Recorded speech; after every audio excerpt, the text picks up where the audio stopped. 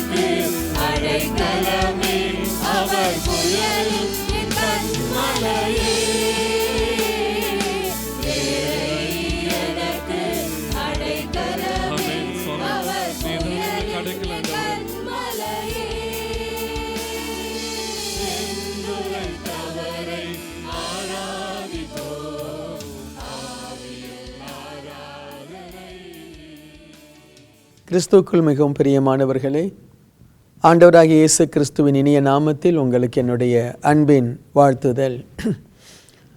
கடந்த நாட்களெல்லாம் கண்மணி போல பாதுகாத்த ஆண்டவருக்கு உள்ளத்தின் ஆழத்திலிருந்து நன்றி செலுத்துவோம். தேவன் செய்த நன்மைகளுக்கு நன்றி செலுத்துவது மிக மிக அவசியம், முக்கியம். ஆம், எங்களுடைய ஆலயத்தில் ஒவ்வொரு நாளும் இரவு 8 to 9 மணி வரைக்கும் ஜெபம் நடக்கும். அதில் ஒரு நாள் நான் அந்த ஜெபத்தில் கலந்து கொண்டேன். அப்பொழுது அவர்கள் ஜெபித்த ஜெபம் எனக்கு மனதிற்கு கஷ்டமாக இருந்தது. ஆண்டவரே, அது சரியில்லை, இது சரியில்லை, இதை செய்யும், அதை செய்யும், சபையில் அது சரியில்லை, குடும்பத்தில் அது சரியில்லை என்று சொல்லி குறைவுகளையே சொல்லி கொண்டு ஜெபித்து கொண்டிருந்தார்கள். நான் அதற்கு பிறகு அவர்களோடு கூட பேசும் பொழுது சொன்னேன், தேவன் செய்த நன்மைகளை நினைவு கூறுவோம். ஆண்டவர் எவ்வளவாய் நம்மை ஆசீர்வதித்திருக்கிறார். ஒன்றுமில்லாமல் ஆரம்பித்த நம்முடைய ஆலயத்தை தேவன் எவ்வளவு மேன்மையாய் வைத்திருக்கிறார். சாதாரணமாய் ஒரு 15 பேரை வைத்து ஆரம்பிக்கப்பட்ட இந்த ஊழியம் இன்றைக்கு தேசங்களை சந்திக்கிற ஊழியமாய் ஆண்டவர் உயர்த்தியிருக்கிறார். ஆண்டவர் தந்த நன்மை கிருபைகளுக்கு நன்றி சொல்லுவோம், குறை சொல்லுவதை நிறுத்துவோம் என்று சொல்லி அவர்களோடு கூட பகிர்ந்து கொண்டேன். இந்த ஜூன் மாதம் ஆசீர்வாத செய்தியை உங்களுக்கு நான் கொண்டு வர, இந்த ஜூன் மாதம் ஆசீர்வாத செய்தியை உங்களுக்கு நான் மிகுந்த வாஞ்சையோடு தேவ வார்த்தையை கொண்டு வர விரும்புகிறேன். ஆனால் அதே நேரத்தில் தேவ பிள்ளைகள் கடந்த 5 மாதம் கண்மணி போல நடத்தின தெய்வத்திற்கு நன்றி சொல்லுவோம். குறைகள் உண்டு, பலவீனங்கள் உண்டு, நினைத்ததை போல நடைபெறவில்லை. பிரச்சனைகளை சந்திக்கிறோம். ஆனாலும் அவைகளுக்கு மத்தியிலே தேவன் நமக்கு போதுமானவராகவே இருக்கிறார். ஆண்டவர் தந்த நன்மைகளை நினைவு கூறுவோம், நன்றி செலுத்துவோம். ஆண்டவரே உமக்கு நன்றி. நல்ல வேலை, நல்ல குடும்பம், நல்ல சம்பாத்தியம், பிள்ளைகளுடைய படிப்பில் ஆண்டவர் செய்த அற்புதங்கள் எல்லாவற்றுக்கும் நன்றி செலுத்துவோம். நம்ம வாழ்க்கையில் தேவைகள் எப்பொழுதும் இருக்கதான் போகிறது. வியாதிகள் அவ்வப்பொழுது வந்து நம்மை பலவீனப்படுத்ததான் போகிறது.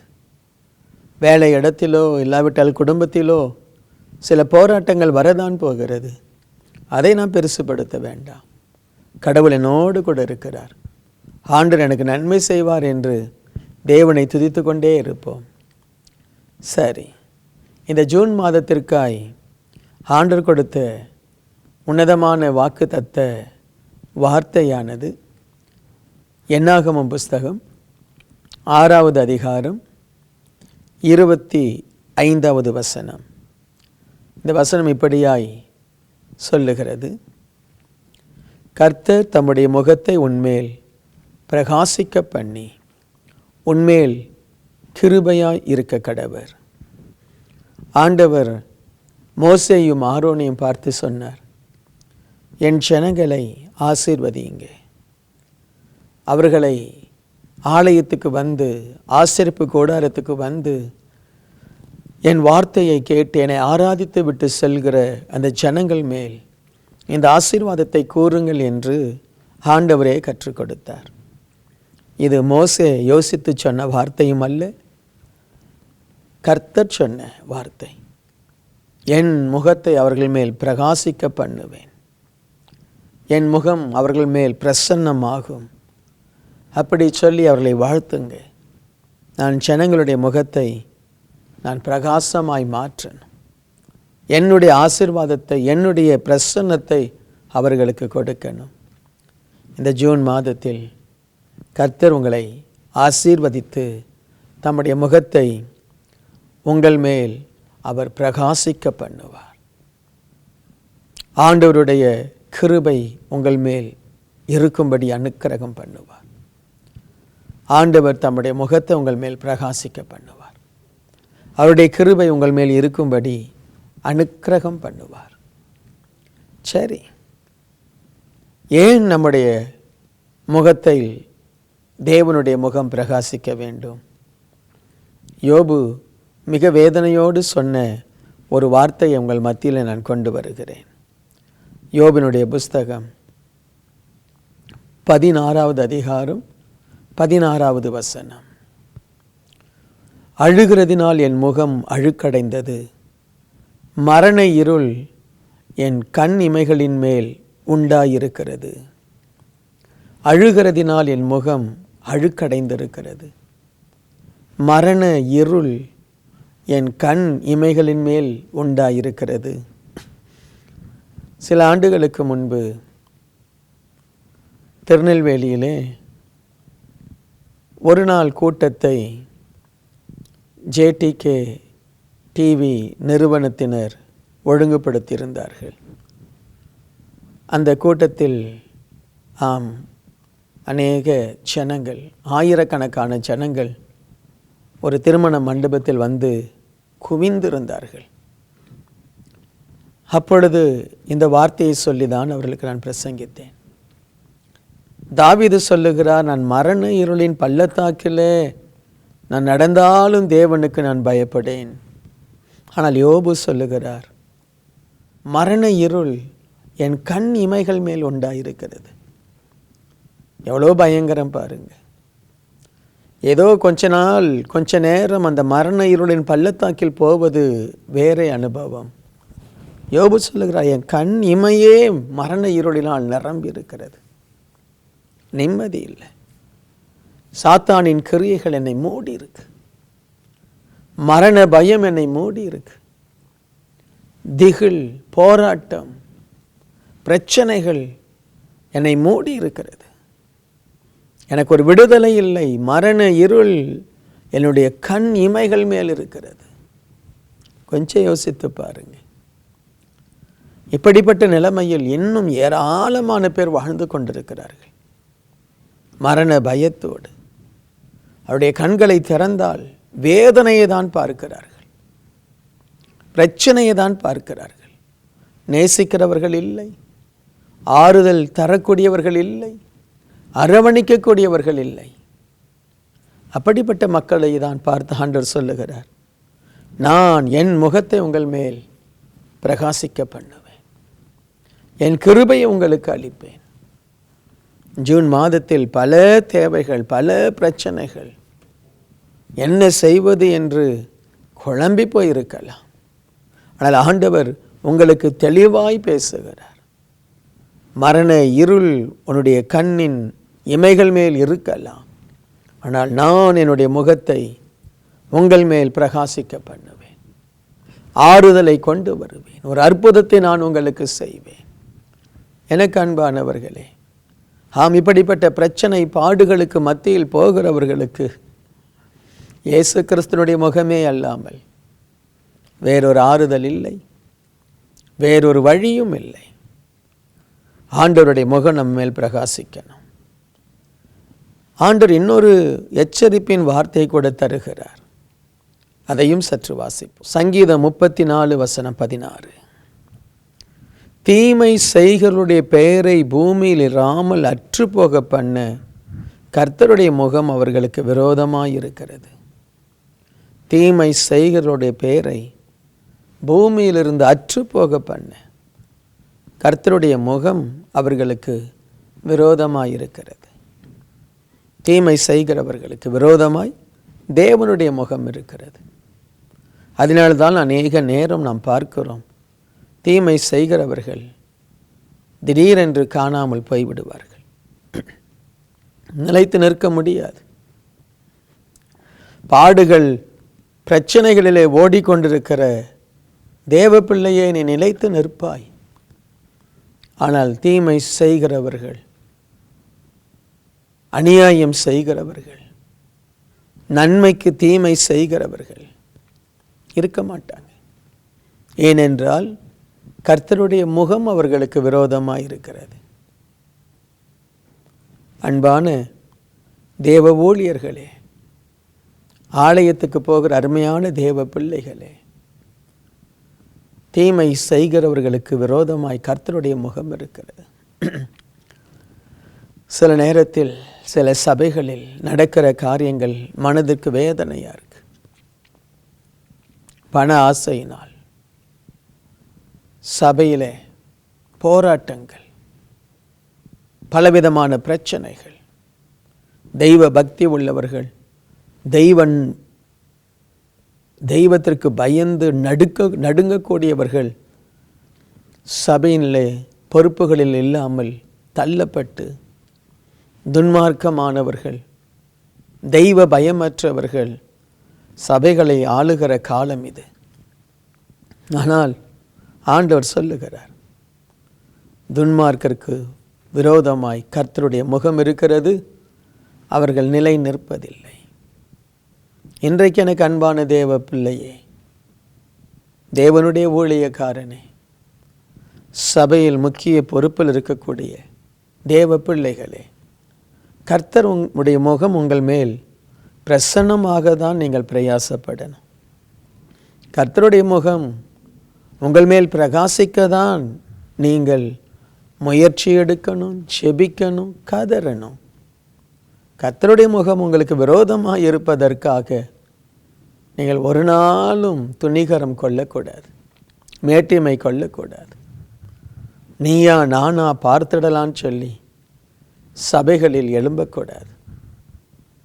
கர்த்தருடைய முகம் யாருக்கு விரோதமாக இருக்கிறதோ அவர்களை ஆண்டவர் பூமியில் இருந்து அகற்றி போடுவார். அந்த பயம் நமக்கு வேண்டும்.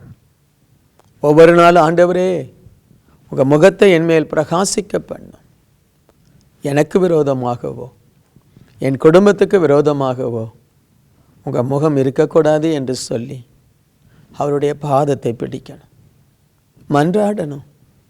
கஷ்டம் வரலாம், போராட்டம் வரலாம், அவரால் அதை மாற்ற முடியும். ஐயோ, என் கண் இமையிலேயே மரண இருள் இருந்தது என்று சொன்ன அந்த யோபுவினுடைய பிரச்சனை அவர் மாற்றினாரே. இந்த ஜூன் மாதம் தேவன் உங்கள் பிரச்சனையை மாற்றுவார். இன்னும் அழகான ஒரு வார்த்தையை ஆண்டவர் சொல்லுகிறார், வாசிப்போம். சங்கீதம் 11:7. கர்த்தர் நீதி உள்ளவர், நீதியின் மேல் பிரியப்படுவார், அவருடைய முகம் செம்மையானவனை நோக்கி இருக்கிறது. கர்த்தர் நீதி உள்ளவர், நீதியின் மேல் பிரியப்படுவார், அவருடைய முகம் செம்மையானவர்களை நோக்கி இருக்கிறது. நம்மையே பார்த்து கொண்டிருக்கிறார். செம்மையானவர்களை, உண்மை உள்ளவர்களை, தாழ்மை உள்ளவர்களை, பயபக்தி உள்ளவர்களை, கர்த்தருக்கென்று உண்மையாய் ஊழியம் செய்கிறவர்களை, ஆத்துமாக்களுக்காய் செபிக்கிறவர்களை, தேவனுக்கென்று கொடுக்கிறவர்களை, சபையை கட்டுகிறவர்களை, நன்மை செய்கிறவர்களை, ஏழை எளியவர்களுக்கு உதவி செய்கிறவர்களை, ஆம், செம்மையானவர்களை கர்த்தருடைய முகம் நோக்கி இருக்கிறது. ஆகவேதான் வேதம் நமக்கு நல்லதை செய்ய போதிக்கிறது. இன்றைக்கு தேவ பிள்ளையே, கிறிஸ்துவை ஆராதிக்கிற அன்பு சகோதரனே, சகோதரியே, நாம் இந்த உலகத்திற்கு செம்மையானவர்களாக இருக்கணும். இந்த உலகம் நம்முடைய நன்மையை அனுபவிக்கணும். பிரதிபலன் கருதாமல் நன்மை செய்யணும். நான் அவங்களுக்கு செய்த நன்மைக்கு பதில் அவங்க எதுவுமே செய்யலையே, அவங்க செய்ய வேண்டாம். கர்த்தர் உங்களை ஆசீர்வதிப்பார். செம்மையானவருடைய முகத்தை தேவனுடைய முகம் நோக்கி இருக்கிறது. எனக்கு அன்பானவர்களே, சிலருடைய முகங்களில் தேவனுடைய சாயல் இருப்பதில்லை. வெகு ஆண்டுகளுக்கு முன்பு மலேசியா தேசத்திலிருந்து ஒரு சகோதரியை ஜெபிப்பதற்காக கொண்டு வந்தார்கள். அவர்கள் என்னிடத்தில் சொன்னது, இந்த மகள் நல்ல ஒரு ஆஃபீஸில் வேலை செய்து கொண்டிருந்தாள். ஆனால் என்னமோ நடந்தது, ஏதோ ஒரு பில்லி சூனிய கட்டு அந்த மகள் மேல். ஆண்டவர் அறியாத ஒரு குடும்பம்தான். ஆனால் அவர் வேலை செய்து கொண்டிருக்கிற இடத்துல அந்த மேனேஜர் ஒரு நாள் கூப்பிட்டு, உன் முகத்தை பார்க்கவே எங்களுக்கு பயமாக இருக்கு, உன் முகத்தில் ஏதோ ஒரு மாற்றம் இருக்குது, தயவுசெய்து இனி வேலைக்கு நீ வர வேண்டாம், உன் முகத்தை பார்த்தாலே எங்களுக்கு பயமாக இருக்கு, கொடூரமாக இருக்கு, நீ வர வேண்டாம் என்று சொன்னார்கள். ஒரு இளம் வாலிப பெண், ஒரு 20-21 வயது இருக்கும். அவங்க அம்மா அப்பா சொன்னாங்க, திடீரென்று அவளுடைய முகரூபம் மாறிவிடும். ஆம், ஜெபத்திற்கு கொண்டு வந்தார்கள். ஆண்டவர் தொட்டார், சுகமாக்கினார். எனக்கு அன்பானவர்களே, இன்றைக்கு பிசாசு மனிதனுடைய முகரூபத்தை மாற்றி விடுகிறான். கோபம், எரிச்சல், கொலைவெறி. நம்முடைய முகமோ தேவ பிரசன்னத்தினால் நிரம்பி இருக்கணும். மோசேயை குறித்து நாம் வாசிக்கும் பொழுது வேதத்தில் ஆண்டவர் மோசேயினுடைய முகத்தை பிரகாசமாய் மாற்றினார். சீனாய் மலையிலிருந்து செபித்து இறங்கி வருகிற மோசேயினுடைய முகத்தை பார்க்க ஆரோனும் இஸ்ரவேல் ஜனங்களும் பயந்தார்கள். ஏனென்றால் தேவன் அவன் முகத்தை பிரகாசிக்க பண்ணினார். தேவனோடு சஞ்சரித்து கொண்டிருந்தான். புதிய ஏற்பாட்டிலே ஸ்தேவானை குறித்து வாசிக்கும் பொழுது எல்லாரும் அவனை பார்த்து கொண்டிருக்கும் பொழுது அவனுடைய முகம் தேவதூதனுடைய முகத்தை போல் இருந்தது என்று சொல்லுகிறார்கள். இன்றைக்கு ஆண்டவர் தம்முடைய முகத்தை உங்கள் மேல் பிரசன்னமாக்கினார், பிரகாசிக்க பண்ணார். உங்கள் முகம் மகிமையானதாய், வெளிச்சமானதாய், ஆசீர்வாதமானதாய் மாறும். இதனுடைய அர்த்தம் என்ன? ஆண்டவர் நம்மை கனப்படுத்துவார். ஆண்டவர் நம்முடைய முகத்தில் சந்தோஷத்தை தருவார், நம்பிக்கையை தருவார், பயத்தை எடுப்பார், தைரியத்தை கொடுப்பார். ஐஸ்வர்யமும் ஆசீர்வாதமும் சுகவாழ்வும் வரும். ஒரு வியாதிப்பட்டவருடைய முகம் நமக்கு தெரியும். ஐயா, என்ன ரொம்ப வாடி இருக்கு முகம், உடம்பு சரியில்லையான்னு கேட்போம்.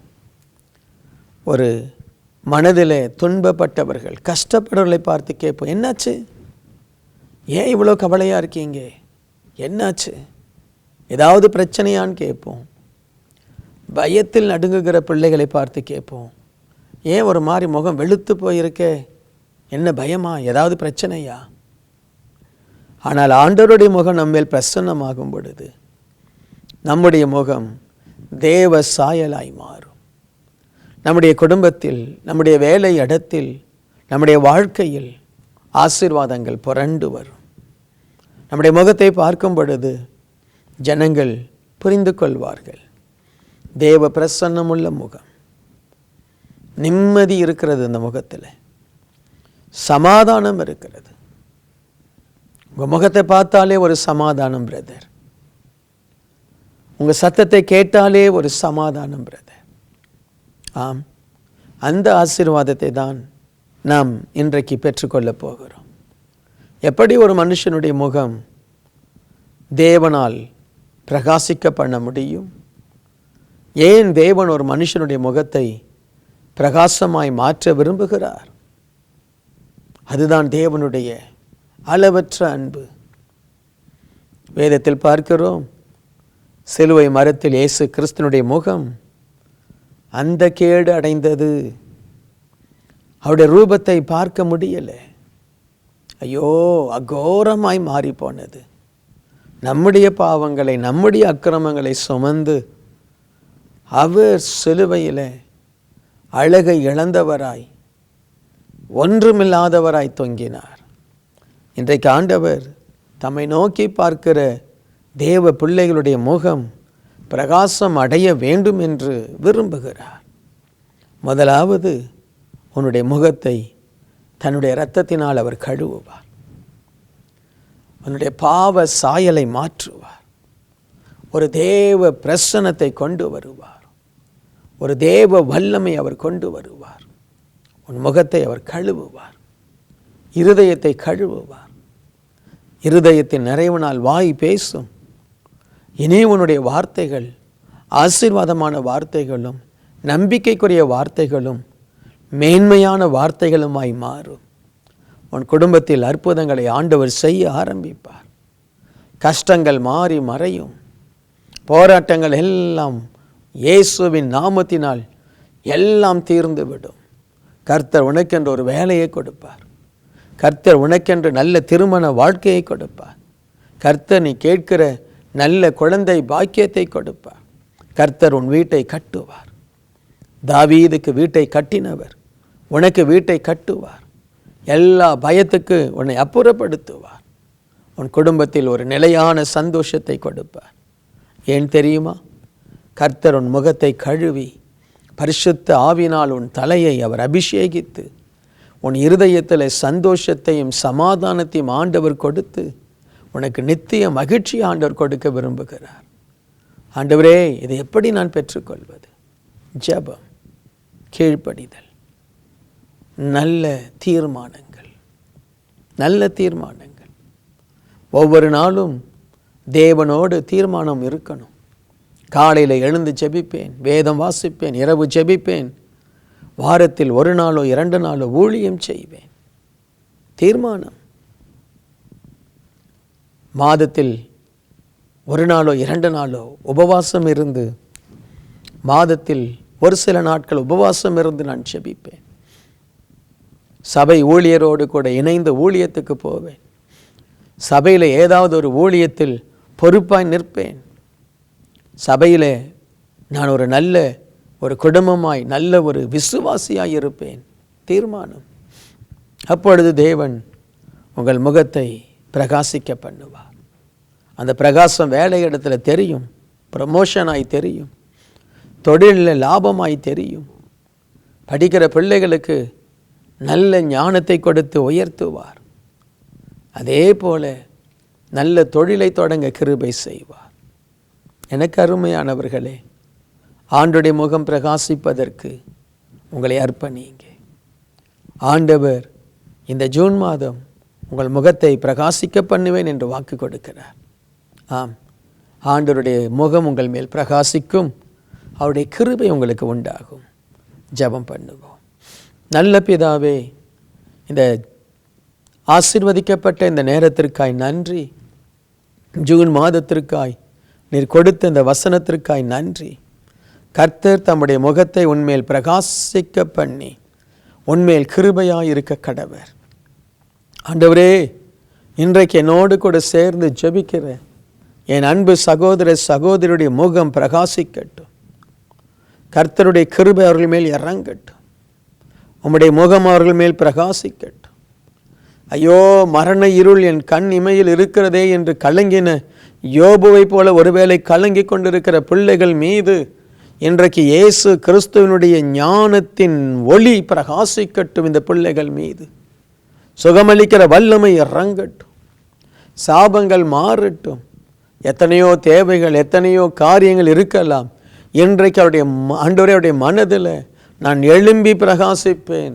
கர்த்தருடைய ஒளி, அவருடைய முகத்தின் பிரகாசம் என்மேல் இறங்கியிருக்கிறது என்று ஒவ்வொருவரும் நம்பிக்கையோடு சந்தோஷத்தோடு ஆண்டவரே உம்முடைய வார்த்தையை ஏற்று ஆசீர்வாதமாய் மாறுவார்களாக. பிசாசின் கிரியைகளை அழிக்கிறேன் ஆண்டவரே. பலவந்தம் பண்ணுகிற ஆவிகளை அழிக்கிறேன் இயேசுவின் நாமத்தினாலே. உம்முடைய வல்லமை இறங்குவதாக. அவமானம், நிந்தை, ஆண்டவரே பயம், தோல்வி நிமித்தமாய் ஆண்டவரை அழுக்கடைந்திருக்கிற இந்த முகங்கள், பாவத்தின் நிமித்தமாய் அழுக்கடைந்திருக்கிற இந்த முகங்கள் இப்பொழுது இயேசுவின் இரத்தத்தினால் கழுவப்படுவதாக. ஒரு புது வாழ்க்கை வரட்டும் அப்பா. ஒரு புது விடுதலை வரட்டும் ஆண்டவரே. சமாதானம் வரட்டும் ஆண்டவரே. ஒவ்வொருவருக்காய் செபிக்கிறேன் ஆண்டவரே. ஒரு விடுதலைக்காய் செபிக்கிறேன். 5 மாதங்களை ஆசீர்வதித்தீர். இந்த 6வது மாதத்தினுடைய பிள்ளைகளுடைய முகம் பிரகாசிக்கட்டும் ஆண்டவரே. கர்த்தரை நோக்கி பார்க்கிற ஒவ்வொரு தேவ பிள்ளையினுடைய முகம் இயேசு கிறிஸ்துவின் நாமத்தில் பிரகாசிக்கட்டும். படிக்கிற இடத்தில் உடைய பிள்ளைகள் முகம் பிரகாசிக்கட்டும். வேலை இடத்துல, குடும்பத்தில், சமுதாயத்தில், ஊழியத்தில் உடைய பிள்ளைகளுடைய முகம் பிரகாசிக்கட்டும். வியாதிகள் சுகமாகட்டும் ஆண்டவரே. தரித்திரத்தின் ஆவிகள் விலகட்டும். போராட்டத்தின் ஆவிகள் விலகட்டும். ஒரு சமாதானமும் சந்தோஷமும் ஆளுகை செய்யும்படி நான் ஜெபிக்கிறேன். உம்முடைய பிள்ளைகளை ஆசீர்வதிக்கிறேன். தேவ கிருபைக்கு ஒப்புக் கொடுக்கிறேன். நீர் மகிமைப்படும். இயேசுவின் நாமத்தில் ஜெபிக்கிறேன் பிதாவே. ஆமேன், ஆமேன். கர்த்தர் உங்களை ஆசீர்வதிப்பார்.